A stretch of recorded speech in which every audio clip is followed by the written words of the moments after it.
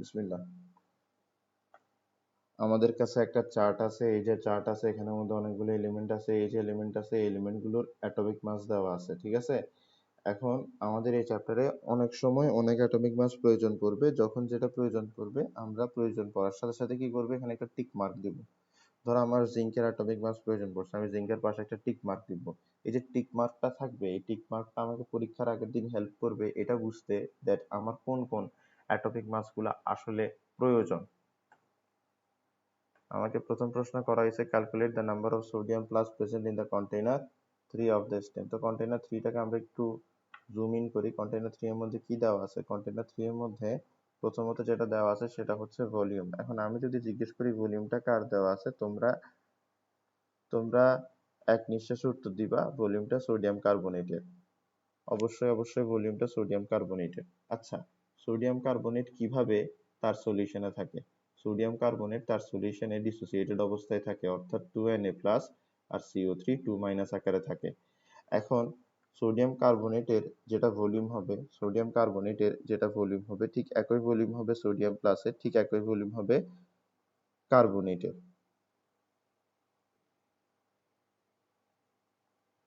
তো এটাকে আমরা সুন্দরভাবে কিভাবে বলতে পারি? এটাকে আমরা এভাবে বলতে পারি, কোন একটা সাবস্টেন্সের ভলিউম তার কনস্টিটুয়েন্টের ভলিউমের সমান হয়। কোন একটা সাবস্টেন্সের ভলিউম তার কনস্টিটুয়েন্টের ভলিউমের সমান হয়। এই যে সোডিয়াম কার্বনেট আছে, সোডিয়াম কার্বনেট কি দিয়ে তৈরি? সোডিয়াম প্লাস দিয়ে তৈরি, কার্বনেট দিয়ে তৈরি। তাই বলে সোডিয়াম প্লাস আর কার্বনেট সোডিয়াম কার্বনেটের কনস্টিটুয়েন্টস। তো কোন একটা কম্পাউন্ডের ভলিউম তার কনস্টিটুয়েন্টের ভলিউমের সমান হয়। এরপরে আসো, এরপর আমরা একটু আসি এখানে। এরপরে কি দেওয়া আছে? এরপরে দেওয়া আছে 0.25 মোলার। তো এটা হচ্ছে সোডিয়াম কার্বনেটের কনসেন্ট্রেশন, এটা হচ্ছে সোডিয়াম কার্বনেটের কনসেন্ট্রেশন, এটা হচ্ছে সোডিয়াম কার্বনেটের কনসেন্ট্রেশন, এটা হচ্ছে সোডিয়াম কার্বনেটের কনসেন্ট্রেশন। এখন কিছুক্ষণ আগে ভলিউমটা আমরা খেয়াল করছিলাম যে সোডিয়াম কার্বনেটের ভলিউম যা তার কনস্ট্যান্টের ভলিউম তা। তো এখন তোমরা কনসেন্ট্রেশন দেখেও হয়তো আবেগে একটা জিনিস লিখে ফেলতে পারো। হয়তো তোমরা আবেগে এখানের মধ্যে কনসেন্ট্রেশন অফ সোডিয়াম কার্বনেট সমান সমান হবে কনসেন্ট্রেশন অফ তার কনস্টিটুয়েন্ট। তোমরা এমনটা লিখে ফেলতে পারো না, লিখাটা মানে লিখাটা অস্বাভাবিক না, তোমরা এমনটা লিখে ফেলতে পারো। তোমরা মনে করতে পারো যে সোডিয়াম কার্বনেটের ভলিউম যদি তার কনস্ট্যান্টের ভলিউমের সমান হয়, তাহলে সোডিয়াম কার্বনেটের কনসেন্ট্রেশনও তার কনস্ট্যান্টের কনসেন্ট্রেশনের সমান হবে। উত্তর হচ্ছে এটা সত্য না। হইতেও পারে, নাও হইতে পারে, হইতেও পারে, নাও হতে পারে। সোডিয়াম কার্বনেটের কনসেন্ট্রেশন তার কনস্ট্যান্টের কনসেন্ট্রেশনের সমান হতেও পারে, নাও হতে পারে, ঠিক আছে। কিন্তু ভলিউমের যে বিষয়টা সেটা হচ্ছে কোন একটা কম্পাউন্ডের ভলিউম অবশ্যই তার কনস্ট্যান্টের ভলিউমের সমান হবে। এটাতে কোনো ভুল নাই, এটাতে কোনো ইফ নাই, ইফ এন্ড বাট নাই, ঠিক আছে। কোনো ইফ এন্ড বাট নাই, কিন্তু কনসেন্ট্রেশনে ক্ষেত্রে ইফ এন্ড বাট আছে, ঠিক আছে। কনসেন্ট্রেশনের ক্ষেত্রে কোন একটা কম্পাউন্ডের কনসেন্ট্রেশন তার কনস্ট্যান্টের কনসেন্ট্রেশনের সমান হতেও পারে, আবার নাও হতে পারে। কখন হতে পারবে কখন হতে পারবে না ওটা আমরা এখনই খেয়াল করতেছি। দেখো এই যে রিঅ্যাকশনটা লিখছি ডিসোসিয়েশন রিঅ্যাকশন, এই ডিসোসিয়েশন রিঅ্যাকশনের মধ্যে আমরা ধরে নিলাম এই যে সোডিয়াম কার্বনেট আছে ওর কনসেন্ট্রেশন হচ্ছে সি, তাহলে সোডিয়াম প্লাসের কনসেন্ট্রেশন হবে 2C, কার্বনেটের কনসেন্ট্রেশন হবে সি। তাহলে বুঝতেছো কনসেন্ট্রেশনটা কেমন হয়? কনসেন্ট্রেশনটা হয় হচ্ছে মূলত এই কোএফিসিয়েন্ট দেখে, ঠিক আছে। তো যার কোএফিসিয়েন্ট 1 তার কনসেন্ট্রেশন হবে 1C, যার কোএফিসিয়েন্ট 2 তার কনসেন্ট্রেশন হবে 2C, যার কোএফিসিয়েন্ট 1 তার কনসেন্ট্রেশন হবে সি। তাহলে এখানে যে সোডিয়াম প্লাসের কনসেন্ট্রেশন আছে সেটা হচ্ছে কত? সেটা হচ্ছে 2C। সোডিয়াম কার্বনেটের কনসেন্ট্রেশন কত? সি। তো এখন আমি যদি তোমাকে বলি যে সোডিয়াম প্লাসের কনসেন্ট্রেশন একটু আমাকে লিখে দাও, তুমি কিভাবে লিখবা? তুমি লিখবে হচ্ছে সোডিয়াম প্লাসের কনসেন্ট্রেশন হচ্ছে 2C, সোডিয়াম প্লাসের কনসেন্ট্রেশন হচ্ছে 2C। এই সি এর ভ্যালু কি আমরা জানি? এই সি জিনিসটা কি ছিল? সি জিনিসটা ছিল সোডিয়াম কার্বনেটের কনসেন্ট্রেশন। তাহলে সি এর ভ্যালু তো আমরা জানি, কারণ সোডিয়াম কার্বনেটের কনসেন্ট্রেশন তো আমরা জানি। তাহলে আমরা সি এর পরিবর্তে সোডিয়াম কার্বনেটের কনসেন্ট্রেশন বসাবো, যেটা হচ্ছে 0.25, আর আমরা কি পেয়ে যাব? আমরা পেয়ে যাব সোডিয়াম প্লাসের কনসেন্ট্রেশন। এরপরে আমাদেরকে কি দেওয়া আছে? সোডিয়াম প্লাসের অ্যাটমিক মাস। সোডিয়াম প্লাসের অ্যাটমিক মাস যা, সোডিয়ামের অ্যাটমিক মাস তা, ঠিক আছে। তাহলে সোডিয়ামের অ্যাটমিক মাস কত? সোডিয়ামের অ্যাটমিক মাস হচ্ছে 23 গ্রাম। সোডিয়ামের অ্যাটমিক মাস কত? সোডিয়ামের অ্যাটমিক মাস হচ্ছে 23 গ্রাম। এখন আমাকে কি, আমার থেকে কি চাইছে? আমার থেকে চাইছে সোডিয়াম প্লাস কয়টা আছে এখানে, এটা আমার থেকে চাইছে। ঠিক আছে, তাহলে আমরা একটু ফর্মুলায় যাই। তো এত মোল সোডিয়াম প্লাস এখানে আছে সমান সমান এত গ্রাম সোডিয়াম প্লাস এখানে আছে। সোডিয়াম প্লাসের অ্যাটমিক মাস যেটা হলো এটা সমান সমান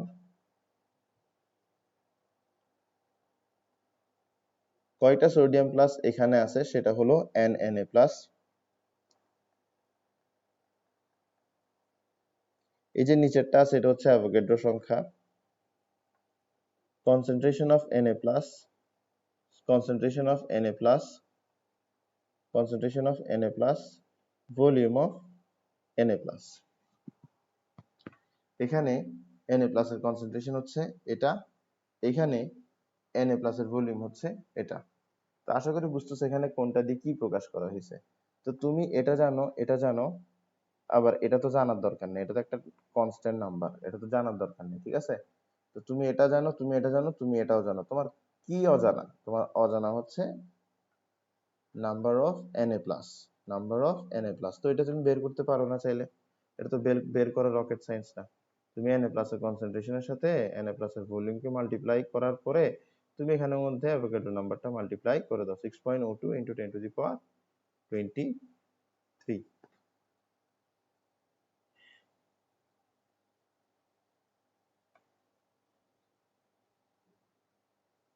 আসো, এই যে কনসেন্ট্রেশন অফ Na প্লাস আছে, কনসেন্ট্রেশন অফ Na প্লাস কত? 0.5।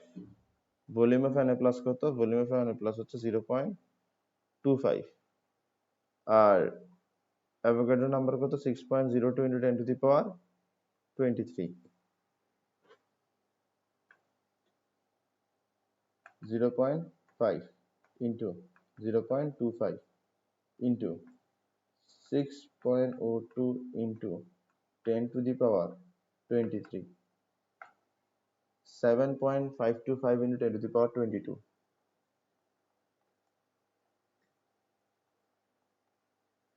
তাহলে এত সংখ্যক সোডিয়াম প্লাস আয়ন এখানে আছে। তো এটাই চাওয়া হয়েছিল, তো এটাই উত্তর। আসো, calculate the number of gas molecule released when 0.55 gram pure limestone is heated. তোমাকে এখানে লাইমস্টোনের কথা বলা হয়েছে, which is calcium carbonate.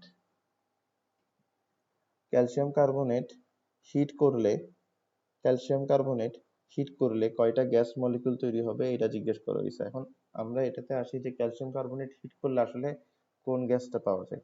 Calcium carbonate heat করলে কার্বন ডাইঅক্সাইড গ্যাসটা পাওয়া যায় আর ক্যালসিয়াম অক্সাইড পাওয়া যায়। তো কার্বন ডাইঅক্সাইড হচ্ছে সেই গ্যাস যাকে আমরা ক্যালসিয়াম কার্বনেটকে হিট করে পাই। এখন এই যে রিঅ্যাকশনটা আছে, এই রিঅ্যাকশনটা পড়ার একটা গ্রামার আছে। এই রিঅ্যাকশন পড়ার কি আছে? একটা গ্রামার আছে। এই রিঅ্যাকশনটা আমরা এইভাবে পড়তে পারি, এই রিঅ্যাকশনটা আমরা এইভাবে পড়তে পারি যে 1 মোল ক্যালসিয়াম কার্বনেট রিঅ্যাক্ট করে 1 মোল কার্বন ডাইঅক্সাইড, 1 মোল কার্বন ডাইঅক্সাইড এবং 1 মোল ক্যালসিয়াম অক্সাইড তৈরি করে, এবং 1 মোল ক্যালসিয়াম অক্সাইড তৈরি করে, 1 মোল ক্যালসিয়াম অক্সাইড তৈরি করে। তাহলে 1 মোল ক্যালসিয়াম কার্বনেট রিঅ্যাক্ট করে 1 মোল ক্যালসিয়াম কার্বনেটকে হিট করা হলে 1 মোল কার্বন ডাইঅক্সাইড আর 1 মোল ক্যালসিয়াম অক্সাইড তৈরি হয়। এভাবে এই রিঅ্যাকশনটাকে পড়তে হয়। এই রিঅ্যাকশনটাকে পড়ার গ্রামার কি? 1 মোল ক্যালসিয়াম কার্বনেটকে হিট করলে 1 মোল কার্বন ডাইঅক্সাইড আর 1 মোল ক্যালসিয়াম অক্সাইড তৈরি হয়। আচ্ছা, আমরা একটা জিনিস পড়ছিলাম যে একটা ভদ্রলোক যদি 1 ডজন ডিম কিনে, সে যদি বলে আমি 1 ডজন ডিম কিনছি, সে যে অর্থটা প্রকাশ করবে ঠিক একই অর্থ প্রকাশ হবে যদি সে বলে আমি 12টা ডিম কিনছি। ঠিক আছে, এবার সে যদি 12টা ডিমের ওয়েট মাপে মেশিনের মধ্যে, যদি ওয়েটটা আসে ধরো 800 গ্রাম, সে যদি এবার বলে যে আমি 800 গ্রাম ডিম কিনছি, তার কথা কিন্তু তাও কি আগেরটাই। সে যদি বলে আমি 1 ডজন ডিম কিনছি, এটা যা কথা, 12টা ডিম কিনছি, এটাও তার কথা। সে যদি এখন আসে বলে আমি 800 গ্রাম ডিম কিনছি, তাহলে এটাও কি সে একই কথা দাঁড়াবে। ঠিক আছে, ভেরি গুড। এখন আমার এখানের মধ্যে ঠিক একইভাবে 1 মোল ক্যালসিয়াম কার্বনেট যা কথা, ক্যালসিয়াম কার্বনেটের মলিকুলার মাস সমপরিমাণ তা কথা। ঠিক আছে, ক্যালসিয়াম কার্বনেটের মলিকুলার মাস কত? 100 গ্রাম। ক্যালসিয়াম কার্বনেটের মলিকুলার মাস কত? 100 গ্রাম। তো 1 মোল ক্যালসিয়াম কার্বনেট বলা যা কথা, 100 গ্রাম ক্যালসিয়াম কার্বনেট বলা তা কথা। কারণ আমরা জানি 1 মোল কি? 1 মোল হচ্ছে মলিকুলার মাস সমপরিমাণ। তাহলে 1 মোল কার্বন ডাইঅক্সাইড বলা যা কথা, 44 গ্রাম কার্বন ডাইঅক্সাইড বলা তা কথা। কারণ আমরা কি জানি? আমরা জানি 1 মোল যা কথা, মলিকুলার মাস সমপরিমাণ তা কথা। তো 1 মোল ক্যালসিয়াম অক্সাইড, তো 1 মোল ক্যালসিয়াম অক্সাইডের পরিবর্তে আমরা কি লিখতে পারি? ক্যালসিয়ামের মাস কত? 40, অক্সিজেনের মাস কত? 16, তাহলে 56 গ্রাম। 56 গ্রাম ক্যালসিয়াম অক্সাইড। তো 1 মোল ক্যালসিয়াম অক্সাইড যা কথা, 56 গ্রাম ক্যালসিয়াম অক্সাইড তা কথা। 1 মোল কার্বন ডাইঅক্সাইড যা কথা, 44 গ্রাম কার্বন ডাইঅক্সাইড তা কথা। 1 মোল ক্যালসিয়াম কার্বনেট যা কথা, 100 গ্রাম ক্যালসিয়াম কার্বনেট তা কথা। তাহলে আমরা এখানে বলতে পারি যে 100 গ্রাম ক্যালসিয়াম কার্বনেটকে হিট করলে 44 গ্রাম কার্বন ডাইঅক্সাইড তৈরি হয়। আমাকে প্রশ্নে দিছে 0.55 গ্রাম ক্যালসিয়াম কার্বনেট। তো 100 গ্রাম ক্যালসিয়াম কার্বনেটকে হিট করলে যদি 44 গ্রাম কার্বন ডাইঅক্সাইড তৈরি হয়, তাহলে 0.55 গ্রাম ক্যালসিয়াম কার্বনেটকে হিট করলে কত গ্রাম কার্বন ডাইঅক্সাইড তৈরি হবে? এটাকে বের করা খুব কষ্ট?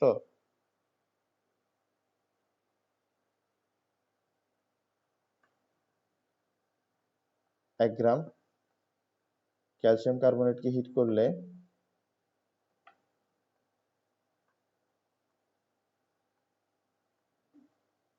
কত গ্রাম কার্বন ডাইঅক্সাইড তৈরি হবে? 44/100।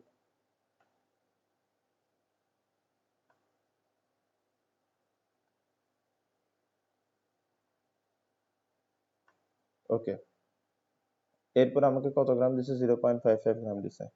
তাহলে 0.55 গ্রাম ক্যালসিয়াম কার্বনেটকে হিট করলে কত গ্রাম কার্বন ডাইঅক্সাইড পাওয়া যাবে?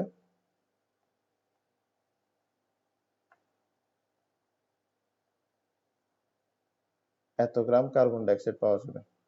আর এটা যদি আমরা ক্যালকুলেট করে বের করতে চাই, তাহলে আমরা কি পাই?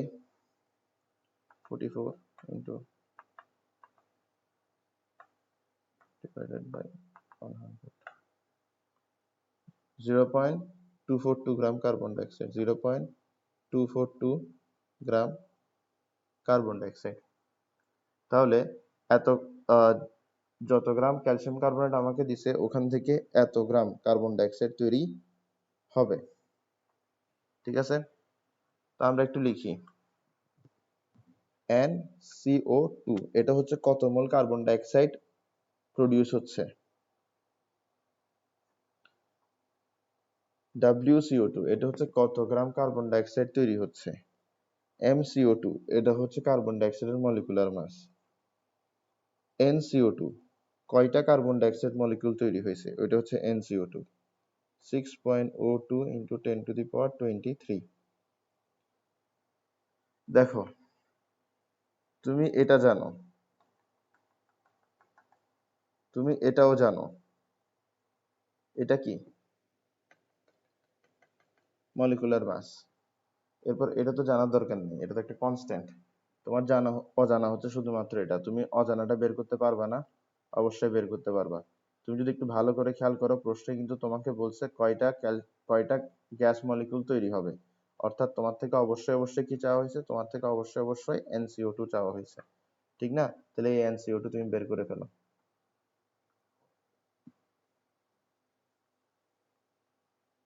এটা বের করা মোটেও কষ্ট না।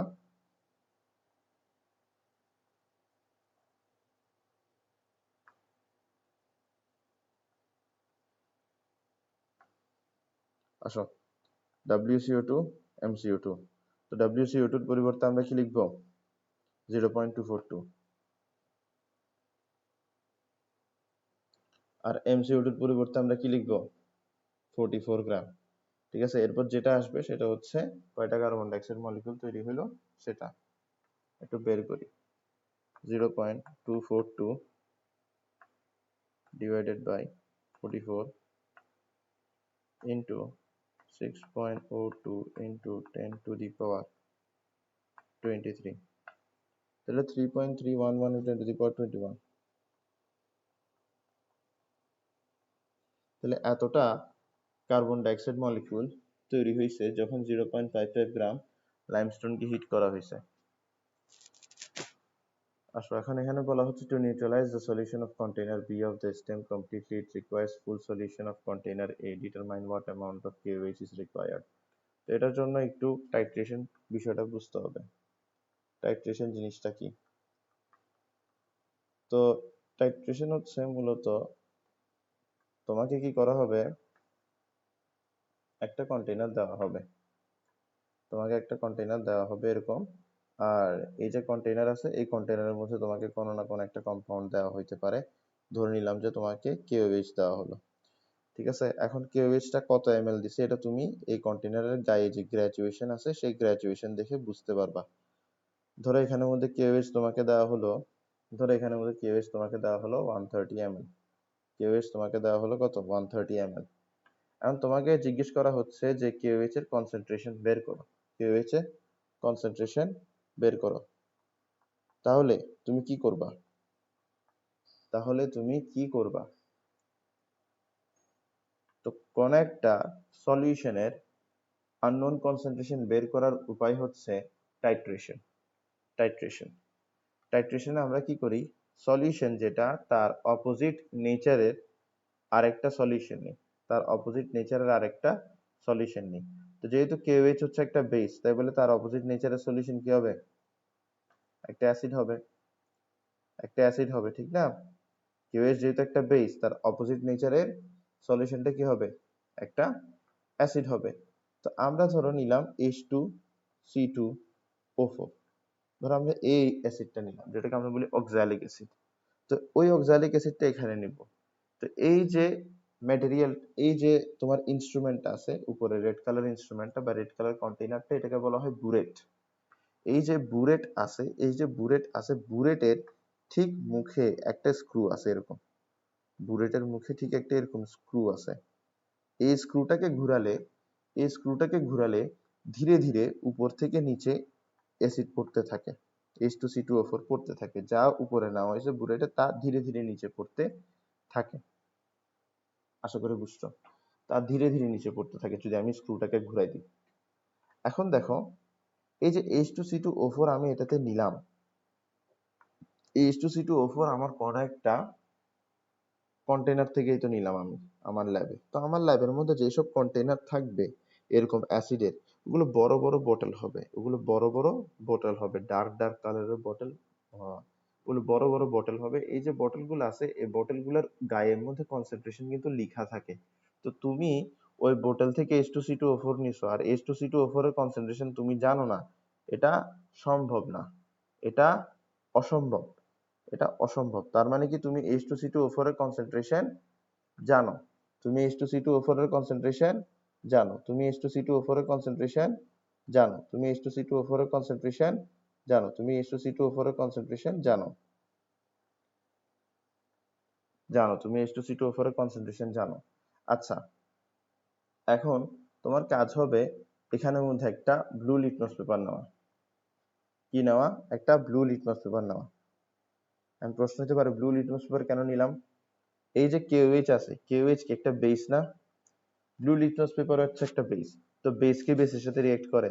বেস বেসের সাথে রিঅ্যাক্ট করে না। তো ব্লু লিটমাস পেপার যদি তুমি এখানে রাখো, দেখা যাবে যে এটা ব্লু থেকে যাবে, এটা রেডে পরিণত হবে না। এখন আমরা যা করব তা হচ্ছে আমরা এখানে স্ক্রুটাকে আস্তে করে ঘুরাই দিব। স্ক্রুটাকে ঘোরানোর পরে আমার উপর থেকে ছোট ছোট ছোট ছোট ড্রপ হিসেবে, ছোট ছোট ছোট ছোট ড্রপ হিসেবে H2C2O4 নামবে।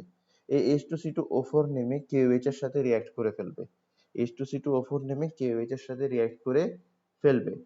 যতক্ষণ ধরে এখানে সবগুলো KOH এর সাথে, মানে যত মোল KOH এখানে আছে অত মোল KOH এর সাথে যতক্ষণ ধরে H2C2O4 রিঅ্যাক্ট করে শেষ করতেছে না, ততক্ষণ ধরে এই লিটমাস পেপার ব্লু কালারেরই থাকবে।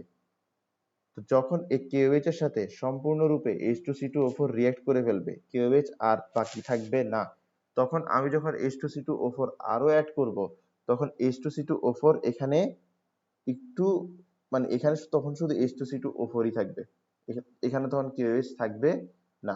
তো যখন এখানে H2C2O4 থাকবে তখন ব্লু লিটমাস পেপারটা রেড হয়ে যাবে। কেন? কারণ ব্লু লিটমাস পেপার হচ্ছে একটা বেস, সেই H2C2O4 এর সাথে রিঅ্যাক্ট করবে, সেই H2C2O4 এর সাথে রিঅ্যাক্ট করে কি হয়ে যাবে? রেড হয়ে যাবে। তো বিষয়টা বোঝার চেষ্টা করো।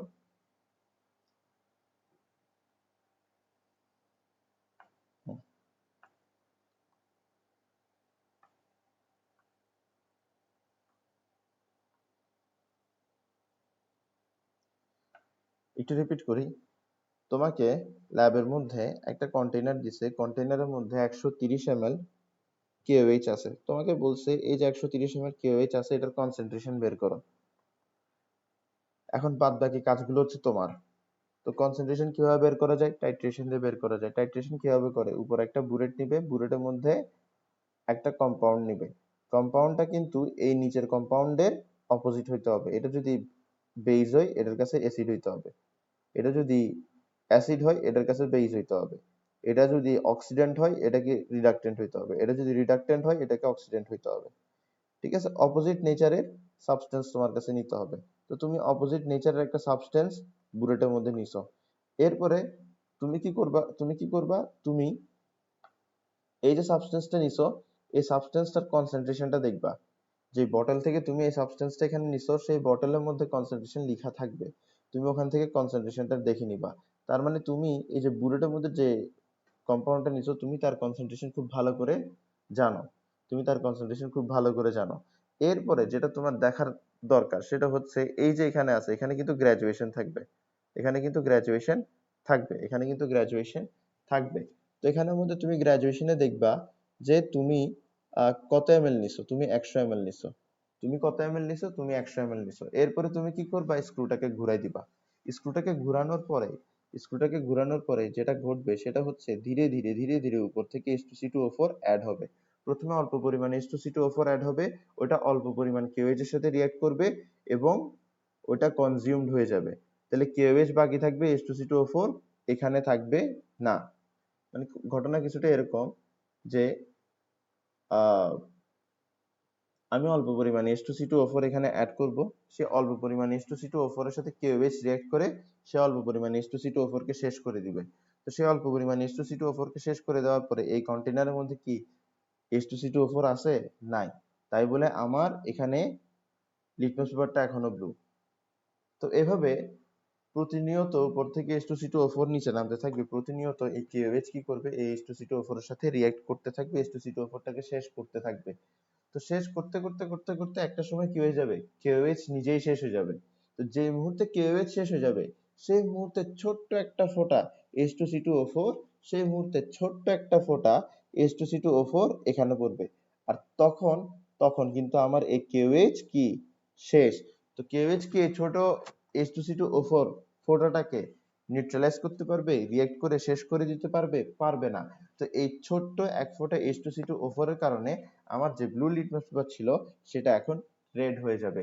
এই মুহূর্তে আমার কাজ হবে এই যে স্ক্রুটা আছে এই স্ক্রুটা বন্ধ করে দেওয়া।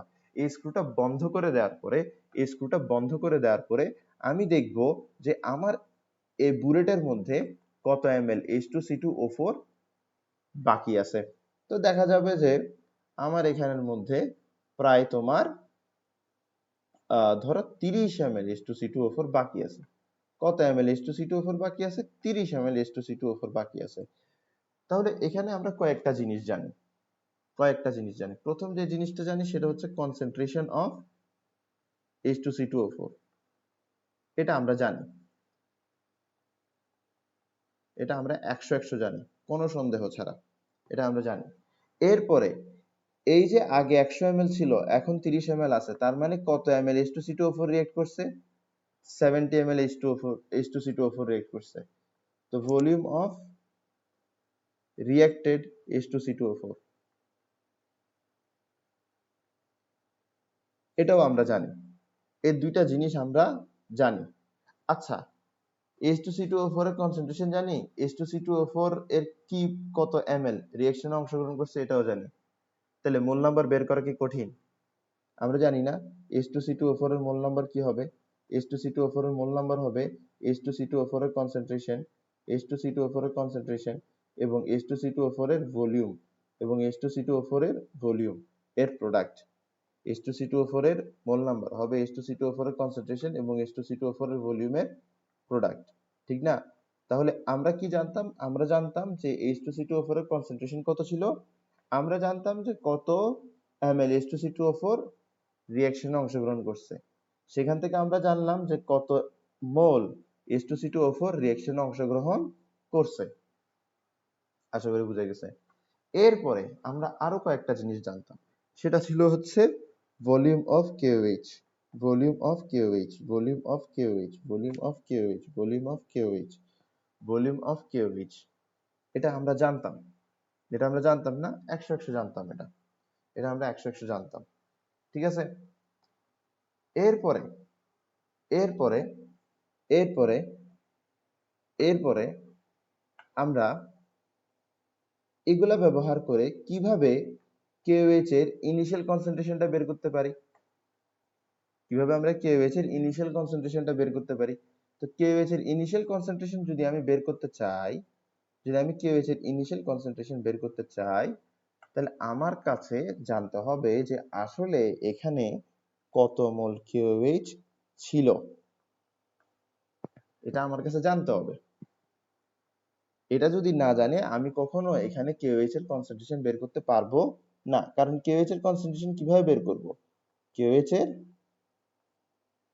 মোল নাম্বার ডিভাইডেড বাই এখানে যে KOH এর ভলিউম আছে সেটা, এভাবেই তো কনসেন্ট্রেশন বের করতে হয়, ঠিক না?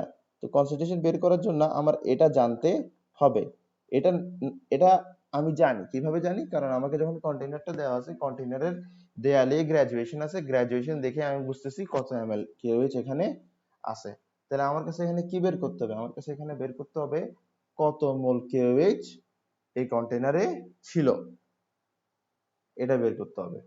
আচ্ছা, আমরা যদি KOH আর H2C2O4 এর রিঅ্যাকশন দিই, H2C2O4, H2C2O4 আর যদি KOH এর আমরা রিঅ্যাকশন দিই, তাহলে আমরা কি পাবো?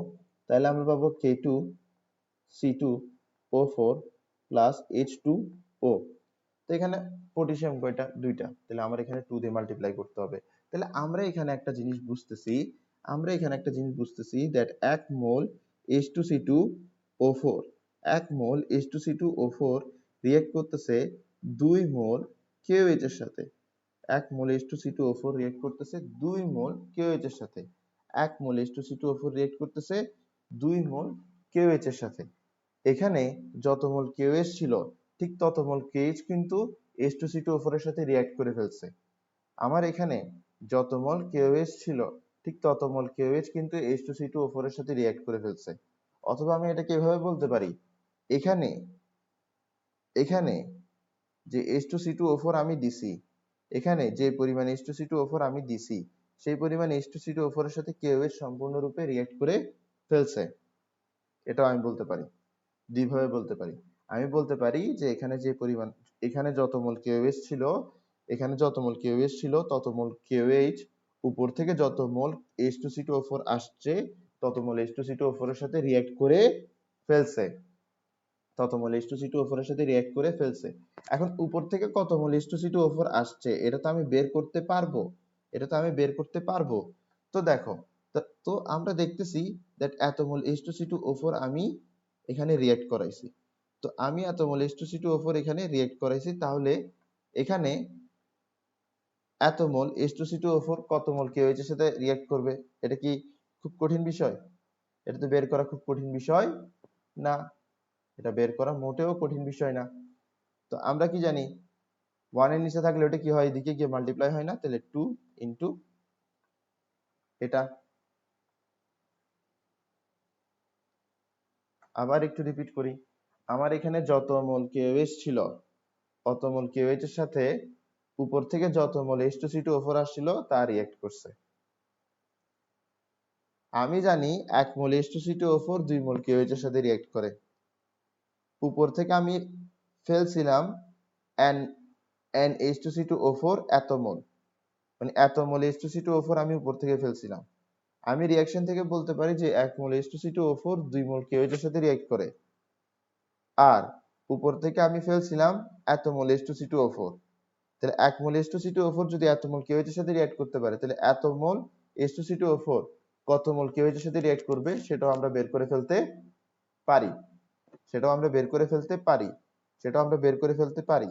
তো এত মোল H2C2O4 যত মোল KOH এর সাথে রিঅ্যাক্ট করবে তত মোল KOH এখানে ছিল, অর্থাৎ আমি এখানে যে ভ্যালুটা পাবো, আমি এখানে যে ভ্যালুটা পাবো ওটা আসলে হচ্ছে আমার এটার ভ্যালু, ঠিক আছে? তো এটার ভ্যালু আমি পেয়ে গেলাম। এবার এটার ভ্যালুকে যদি আমি গ্র্যাজুয়েশন দেখে ভলিউম দিয়ে ডিভাইড করে দিই, তাহলে তো আমি KOH এর কনসেন্ট্রেশন পেয়ে যাচ্ছি না? ঠিক এইভাবে টাইট্রেশন করা হয়, ঠিক এইভাবে টাইট্রেশন করা হয়।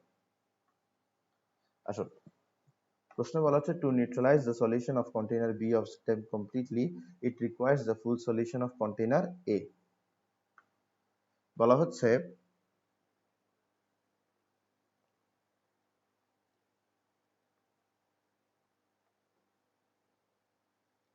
হচ্ছে কন্টেইনার এর মধ্যে যে 200 ml H2C2O4 আছে, সেই 200 ml H2C2O4 পুরোপুরি লাগে কন্টেইনার বি এর যে KOH আসে তার সাথে রিঅ্যাক্ট করানোর জন্য।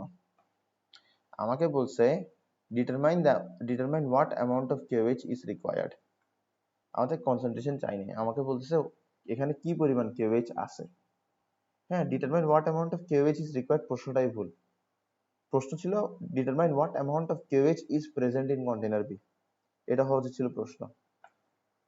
তো আমাকে বলা হচ্ছে যে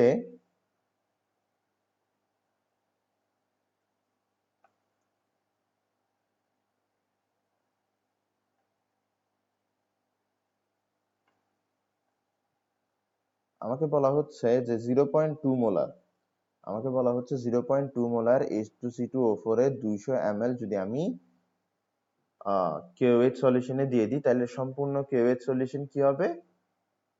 নিউট্রালাইজড হবে, অর্থাৎ সম্পূর্ণ KOH সলিউশন রিঅ্যাক্ট করে ফেলবে। তাহলে আমরা এখানে আগে রিঅ্যাকশনটা লিখি। আমরা জানি H2C2O4 plus 2KOH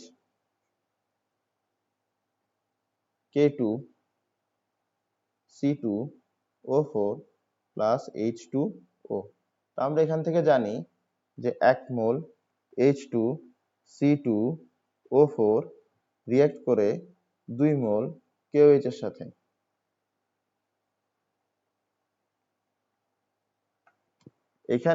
এখানে বলা হচ্ছে যে 0.2 মোলার H2C2O4 রিঅ্যাক্ট করে KOH এর সাথে। KOH কি পরিমাণ আছে? আচ্ছা, 200 ml 0.2 মোলার H2C2O4 যা কথা,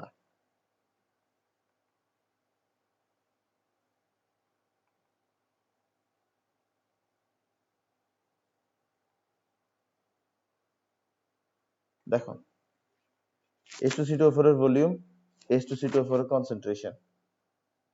কনসেন্ট্রেশন আর ভলিউমকে যদি মাল্টিপ্লাই করি তাহলে আমি কি পাবো? মোল নাম্বার পাবো।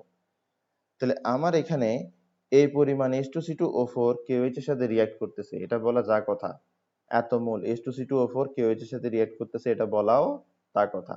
তো 1 মোল H2C2O4 2 মোল KOH এর সাথে রিঅ্যাক্ট করে, তাহলে এত মোল H2C2O4 কয় মোল KOH এর সাথে রিঅ্যাক্ট করবে? 2 into 0.04,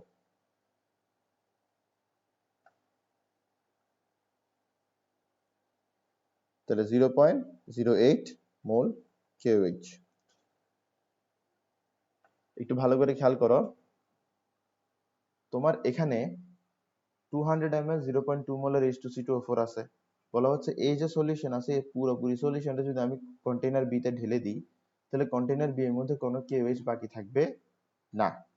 মানে কন্টেইনার বি এর মধ্যে যে KOH আছে এটার সাথে সম্পূর্ণ এটাকে মানে এখানে যে পরিমাণ H2C2O4 আছে সেই পরিমাণ H2C2O4 এর সাথে এখানে যে পরিমাণ KOH আছে তা রিঅ্যাক্ট করে, এটাই বলা হয়েছে।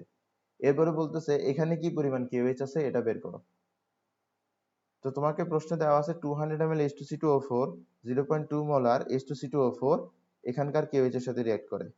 আচ্ছা, এই পরিমাণ H2C2O4 এখানের KOH এর সাথে রিঅ্যাক্ট করতেছে, এটা বলা যা কথা। এত মোল H2C2O4 এখানকার KOH এর সাথে রিঅ্যাক্ট করতেছে, এটা বলাও তা কথা। তো আমরা রিঅ্যাকশন থেকে জানি 1 মোল H2C2O4 2 মোল KOH এর সাথে রিঅ্যাক্ট করে। তাহলে আমরা বের করতে পারি যে 0.04 মোল H2C2O4 কত মোল KOH এর সাথে রিঅ্যাক্ট করবে, এটা আমরা বের করতে পারি, ঠিক না? তো এটাই হবে অ্যান্সার। আমার এখানে যত মোল H2C2O4 আছে সেটা যত মোল KOH এর সাথে রিঅ্যাক্ট করতে পারবে তত মোল KOH তো এখানে আছে, ঠিক না? তা আমি ওটাই বের করছি। এবার আমাকে যদি এটা গ্রামে বের করতে বলে, কিভাবে বের করব?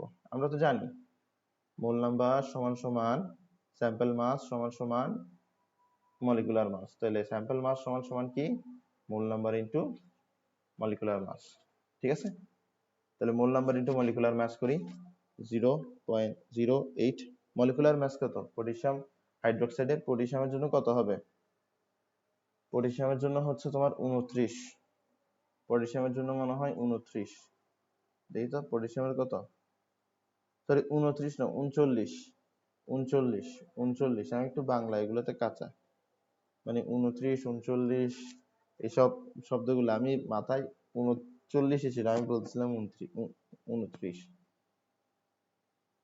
এখানে অক্সিজেন কত হবে? 16। হাইড্রোজেন কত হবে? 1। তাহলে এখানে কত আসতেছে? এখানে আসতেছে 56। তাহলে 0.08 ইন্টু 56 কত হয়?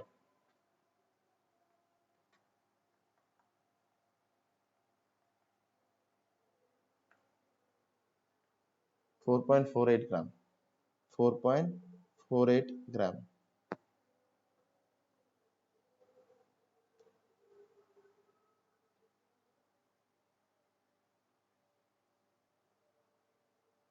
তো আজকের ক্লাসে এইটুকুই।